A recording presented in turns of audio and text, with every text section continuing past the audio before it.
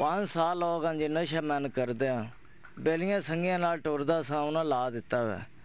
तो घर आले सलूक नहीं करते वा सलूक तां करना तू नशा पानी छड्या तो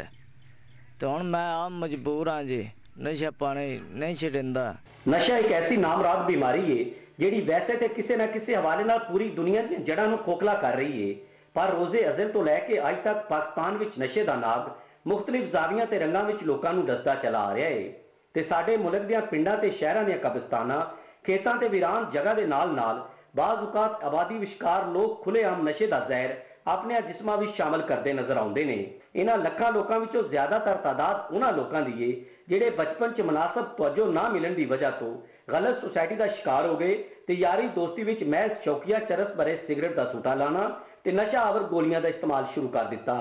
पर फिर इस दलदल विच इस कदर धंस गए कि हर किस्म का नशा उन्हां दा ओढ़ना बचोना बन गया। एक रिपोर्ट के मुताबिक साडे मुल्क विच नशे दे आदी लोकां विचों 80% लोग मार्फिया दीयां गोलियां दे टीके लाउण दे आदी ने।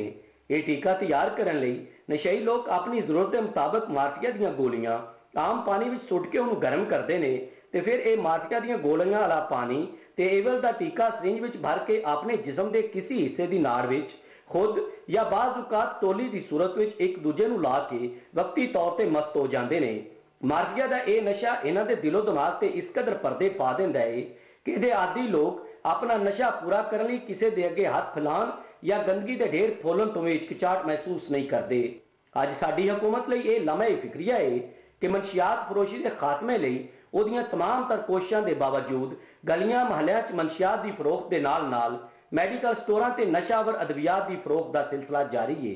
ते दूजे पासे एक गल भी काबिले गौर है कि मनशियात के आदि वो लोग जिहड़े इस गोरख धंधे तो अपनी जान छुड़ाना चाहते हैं उन्हां लई सरकारी इलाज गावां की कमी उन्हां दी राह च रुकावट है। हाँ जी सर जी नशा यारां सजना की वजह तो करन लगे हैं। हाँ जी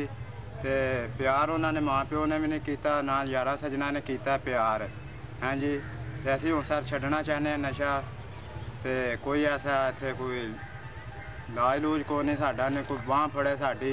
असीं अपना इलाज किहड़ा करा सकीए। लिहाजा ना सिर्फ मनशियात फरोश का धंधा करने वालों के नाल आनी हत्थां नाल निभण की जरूरत है बल्कि मनशियात के आदि लोगों के इलाज वास्ते हुकूमती सतह ते इकदाम करने की जरूरत है। कैमरामैन नासर अली दे नाल सफदर इकबाल वड़ैच अपना न्यूज़ मंडी बहाल दी।